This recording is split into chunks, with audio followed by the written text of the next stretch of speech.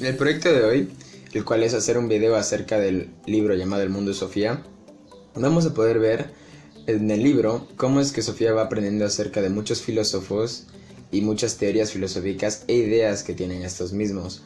Uno como lector, al ir leyendo el libro, puede ir aprendiendo acerca de los filósofos y puede ir analizando lo que va pensando Sofía y cómo se relaciona con su vida y cómo es que lo va haciendo poco a poco. En este video podremos ver cómo todos mis compañeros van narrando una parte del libro para poder entenderlo. El primer capítulo, El Jardín del Edén, representa el despertar el interés por la filosofía y por cierto tipo de preguntas, que es lo que a Sofía le pasa al recibir una carta con la pregunta de ¿quién eres? Lo que la hizo reflexionar mucho sobre quién era realmente ella y cómo estaba determinado esto.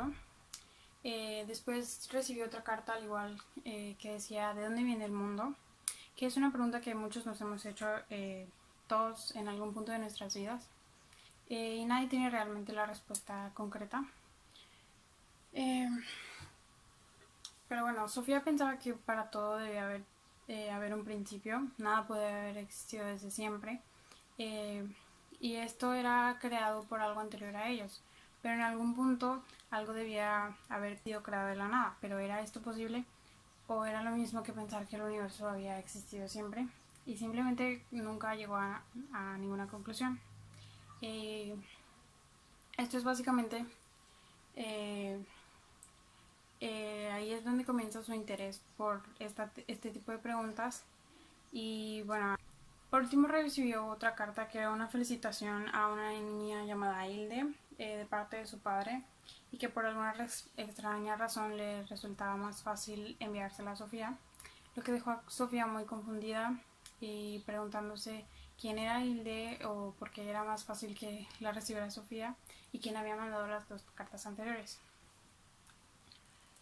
El segundo capítulo, El sombrero de copa, representa sobre cuando ya al darte cuenta sobre la filosofía y ciertas cuestiones empiezas a ver las demás cosas como menos importantes, que fue lo que le pasó a Sofía al llegar a la escuela y preguntarse por qué en su salón no enseñan este tipo de preguntas y solo enseñan otras cosas que eran menos importantes para ella. Esto es lo que pasa cuando abres los ojos y te enteras de la realidad. En el tercer capítulo, que es la filosofía, Sofía recibe un sobre con varias páginas sobre un curso de filosofía que nos explica que todos tenemos diferentes hobbies y a cada quien nos interesan diferentes tipos de cosas. Sin embargo, hay algo que nos concierne a todos y que debería importarle a todas las personas, que es saber quiénes somos y por qué vivimos, que es algo que muchas culturas se han preguntado y han tratado de resolver. Sin embargo, cada quien llega a diferentes conclusiones y no hay una respuesta absoluta, y nos invita a cada uno a hacernos ese tipo de preguntas. En el cuarto capítulo, Un ser extraño, Sofía recibe una nueva carta con más páginas sobre el curso de filosofía, en el que aclara que para ser filósofos solo necesitamos la capacidad de asombro. Pone de ejemplo a los niños que se asombran por todo y todo les causa curiosidad. Sin embargo, con el paso del tiempo pierden esa curiosidad, ya que llega un punto en que las personas dan todo por sentado y se habitúan al mundo. Y es así como dejamos de hacernos estas preguntas filosóficas. La carta dice que no todos pueden ser filósofos, sino solo los que no se han habituado.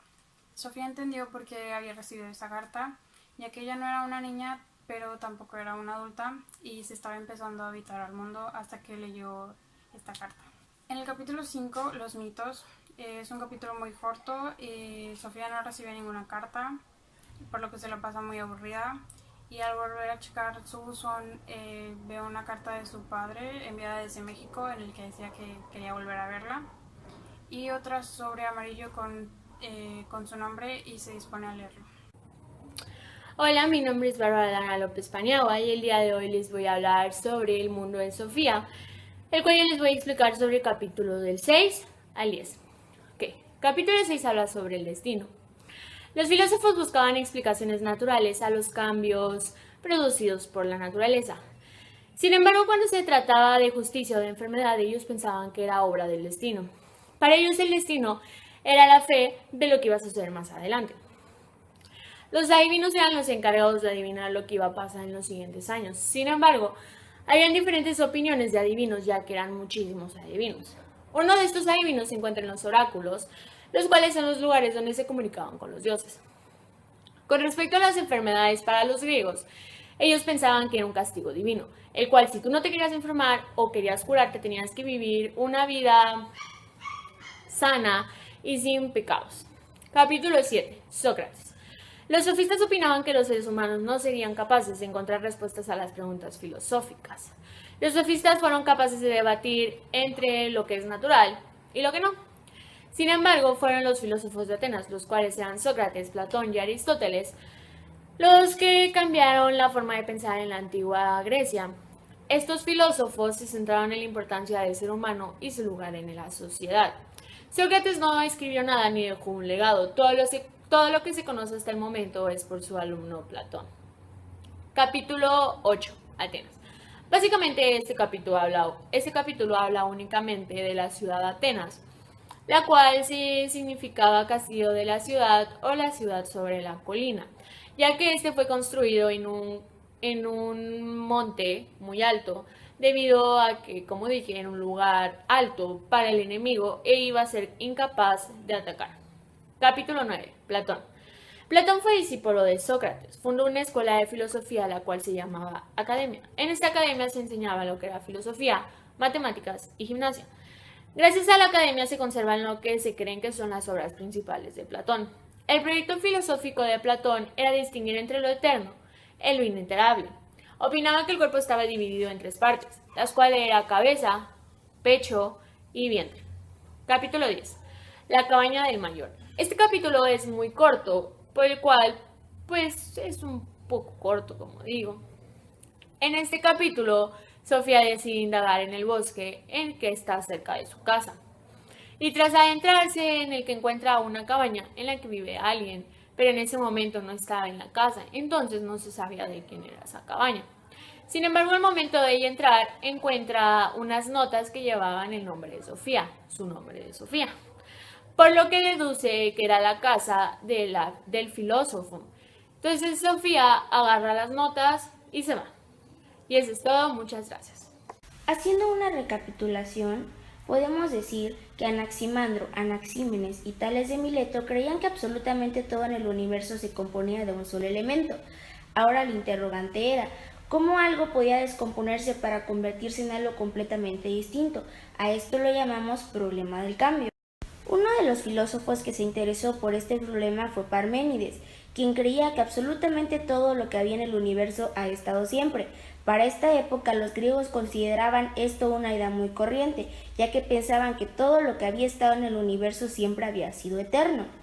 Pero para Parménides esto no tenía sentido, ya que él decía que nada podía convertirse en algo y algo no podía convertirse en nada. Entonces se siguió indagando e indagando y dándose cuenta que tenía que escoger entre la razón y sus sentidos, y terminó optando por la razón. Sin embargo, aún habiendo escogido la razón, para él aún no tenía mucho sentido la expresión si no lo veo, no lo creo, ya que él decía que nuestros sentidos nos daban una imagen errónea del mundo en el que vivimos, una imagen que no concordaba con la razón de los humanos, y que su obligación como filósofo era descubrir estas ilusiones. A esta fe en la razón humana se le llamó racionalismo. Un racionalista era aquella persona que tenía fe en la razón humana como base de los conocimientos del mundo. Ahora, al mismo tiempo que Parménides, existió Heráclito de Éfeso, quien creía algo completamente distinto, ya que él decía que los cambios constantes eran los rasgos más básicos de la naturaleza. Heráclito decía todo fluye, refiriéndose a que completamente todo está en movimiento y que nada duraba eternamente. El ejemplo más claro que él ponía era que nadie podía descender dos veces al mismo río, porque cuando descendieras por segunda vez ni el río ni tú serían los mismos. Otra de las cosas que también hizo Heráclito era señalar que el mundo está lleno de contradicciones, es decir, si no conociéramos lo que es estar enfermo, no sabríamos lo que es estar sano. Si no conociéramos la guerra, no sabríamos valorar lo que es tener paz. Es decir, que tanto el bien como el mal tenían un lugar necesario en el todo, y que sin esto el mundo dejaría de existir. Heráclito comenzó a usar la palabra Dios para todos, ya que le daba un significado distinto a algo divino. Él creía que la palabra Dios abarcaba a todo el mundo. Es por eso que la sustituyó por la palabra logos, que era una palabra griega que significaba razón. Él creía que había una razón universal, es decir, que a pesar de la diversidad de pensamiento todos nos regíamos por algo igual. Ahora, para resolver las opiniones contrarias entre Heráclito y Parménides aparece Empédocles, quien decía que los dos tenían algo de cierto en sus afirmaciones, pero que los dos se equivocaban en una sola cosa, y era creer que el universo estaba compuesto de absolutamente un solo elemento. Él creía que la naturaleza estaba compuesta por 4 elementos o raíces, como él los llamaba, los cuales eran tierra, aire, fuego y agua, y que absolutamente todo estaba compuesto de ellos, pero en diferentes proporciones. Ahora quedaba algo por explicar. ¿Qué era lo que hacía que los elementos se unieran para dar lugar a una nueva vida? Él denominó a estas fuerzas amor y odio. El amor era el que unía a las fuerzas y el odio era quien las separaba. Sin embargo, a partir de todo esto, otro de los filósofos que no quedaba contento con la idea de Empédocles fue Anaxágoras, quien decía que no creía que los 4 elementos pudieran formar sangre y hueso. Él decía que la naturaleza estaba compuesta por pequeñas partes indivisibles para el ojo humano, que contenían algo del todo. A estas partes las llamó gérmenes o semillas. Ahora, Anaxágoras también sostenía algo distinto a la fuerza que unía las cosas.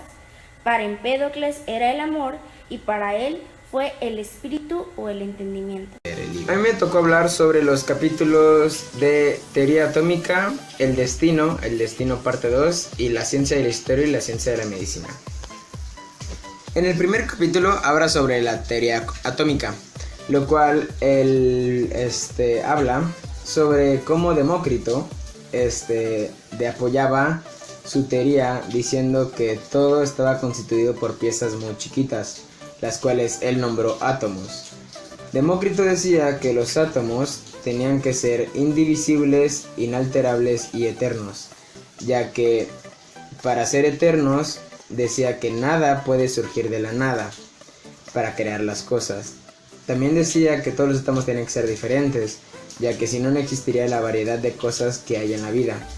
También decía que tenían que ser indivisibles, porque si los átomos se pudieran dividir en partes más chiquitas aún, cada vez que se dividían, se podría crear una pasta de la vida hasta crear el líquido. Entonces, Demócrito decía que su teoría basaba todo lo que está constituido por átomos, que son las partes muy chiquitas que constituyen el todo.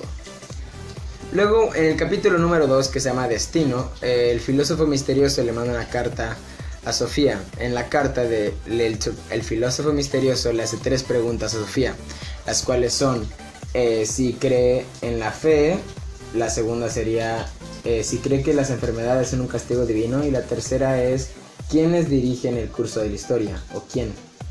Entonces Sofía empieza a contestar a estas preguntas diciendo que a la primera, muchas personas tienen una forma particular de describir la fe, ya sea religión, cristianismo, islam o superstición, pero que nadie podía decir nada de la otra. En la segunda pregunta, Sofía contesta que depende mucho de la persona, que hay personas que creen que sí son castigos divinos y hay personas que no. En la tercera pregunta, Sofía dice que los que rigen la historia serían los humanos, ya que si alguna otra cosa rigiera el curso de la historia, no existiría el libre albedrío. En el Destino parte 2, el filósofo le habla sobre lo que es el destino y cómo es que muchas personas creen en él, y cómo es que se dice que la historia ya está escrita y que todo el mundo tiene su destino y no puede ser ni cambiado ni perjudicado, ya que el destino es para siempre lo que tiene que ser de una persona o de un objeto o cosa. En el siguiente capítulo es sobre el oráculo de Delfos, así se llama el capítulo. Habla sobre el oráculo de Delfos, que era un oráculo muy famoso, y sobre cómo es que antes los griegos interpretaban el destino. El oráculo de Delfos te relata la historia del oráculo, el cual es un oráculo muy famoso a los cuales las personas acudían para saber sobre el pasado o el futuro. Y en el quinto capítulo que me tocó a mí es la de Ciencia de la Historia y Ciencia de la Medicina, en el cual te relata básicamente cómo es que la ciencia surgió de partir de los griegos y cómo es que de creer que las enfermedades eran castigos divinos fueron realmente poco a poco los filósofos descubriendo sobre cómo se daban por causas naturales, y así es como que surge la historia de la medicina. Bien, comenzaré con los últimos 5 capítulos del reporte de lectura del libro El Mundo de Sofía. El primer capítulo se llama La filosofía en Atenas.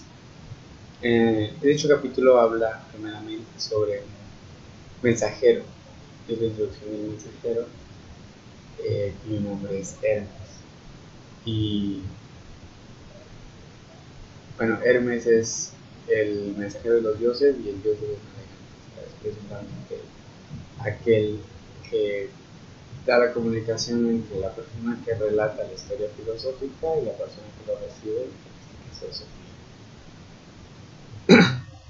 Comenzamos sobre la continuidad del relato filosófico, sobre la ruptura del entendimiento mítico del mundo y sobre los pensadores, los filósofos de la naturaleza que buscaban unas cosas en el arjé, del origen de las cosas, y que son bien conocidos presocráticos por lo mismo que es aquella corriente filosófica o es filósofos que vinieron antes del filósofo Sócrates. Y bien, pasamos al segundo capítulo, que es el hombre en el centro, o por como su título lo indica, se discute cómo el hombre pasa a ser el objeto de estudio de la filosofía, el hombre y su rol en la sociedad. Atenas es el centro cultural de Grecia en ese entonces, y ellos comienzan a tener su propia democracia, con asambleas. Para que las personas pudieran participar en esas asambleas debían estar bien estudiadas y instruidas. Ahí es donde vienen los sofistas, que vienen de muchas colonias griegas, cuyo significado es sabio o hábil, y vienen con el objeto de instruir y de educar a las personas. Bien, los sofistas se declaran entonces, bien, son escépticos en este aspecto, en el aspecto de que abandonan la filosofía de la naturaleza porque claman que descubrir todos los misterios de la naturaleza es prácticamente imposible, es inentendible para el hombre. Entonces, eso se le llamó escepticismo, y por ende, al no poder descubrir el origen de las cosas, no pueden responder a la pregunta si hay un Dios o no, y a ese tipo se le llama agnóstico. Y seguimos con el siguiente capítulo, que es ¿quién era Sócrates? Este es el tercer capítulo. Y comenzamos hablando de que Sócrates lo relatan como una persona que meditaba mucho, una persona que es dudosa de su existencia, porque él nunca escribió nada, entonces las únicas pruebas tenemos de que él haya existido es por Platón. Platón fue el aprendiz de Sócrates. Entonces Platón comenzó a escribir, o bien a profetizar lo que Sócrates decía o de lo que él aprendía de él. Sin embargo, no fue escrito nunca de la mano de Sócrates. Sabemos su existencia a través de él, y pues bueno, en sí nunca escribió su propia idea. Y bueno, seguimos con el arte de conversar. Nos relata de cómo Sócrates era una persona que conversaba mucho y que en realidad él tenía una forma diferente de enseñar. Él aparentaba no saber, o pretendía ser más ignorante de lo que era. Eso se le llamó ironía socrática. De esta forma, él era más que nada un conversador y hacía muchas preguntas. Aprendía de las conversaciones de las personas y cuestionaba sus pensamientos, cuestionaba sus ideas, su posición, de forma de que ellos comenzaran a razonar sobre su propia posición y se dieran cuenta de lo que estaba bien y de lo que estaba mal. Esto viene de querer ayudar a las personas. Él entendió que al ser su mamá partera, el entender que el hecho de la naturaleza de nacer necesita de un ayudante, él también quiso ayudar a las personas para su razonamiento, sus pensamientos filosóficos. Y después al último capítulo, que se llama Una voz divina, que relata sobre cómo Sócrates hacía las cosas por convicción, porque él mismo decía que tenía una voz divina dentro de él, que lo hacía tener este cometido de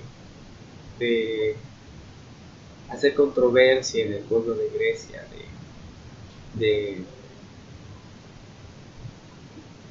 de criticar la razón a través de su método de ironía socrática. Y después comienza el título a comparar a Sócrates con Jesucristo, a de cómo ellos murieron, justamente porque al Sócrates cuestionar y cuestionar comenzaba a ser un poco irritante. Fue condenado a muerte, y así como Jesucristo, él pudo haber sido salvado si clamaban por clemencia. Sin embargo, los dos no hicieron, porque ellos tenían una vocación, una meta, un objetivo, el cual ellos debían seguir. Y pues por esa razón ellos dejaron y trascender su palabra. Y bien, esto es el reporte de lectura de los últimos 5 capítulos. En conclusión, como se pudo ver a lo largo de este video, el libro de El mundo de Sofía es un relato de la historia de la filosofía, el cual nos cuenta, argumenta y divulga los procesos históricos de la creación de esta, que pues fue en Grecia, y de cómo esta fue evolucionando desde sus raíces en la mitología, a los filósofos presocráticos o filósofos de la naturaleza, hasta Sócrates y sus aprendices. Y pues bueno, en este libro entonces se redacta de una forma como una forma de un mensaje entre dos interlocutores, que en este caso es el narrador y Sofía. Y pues bueno, esto ha sido todo. Espero que os haya disfrutado.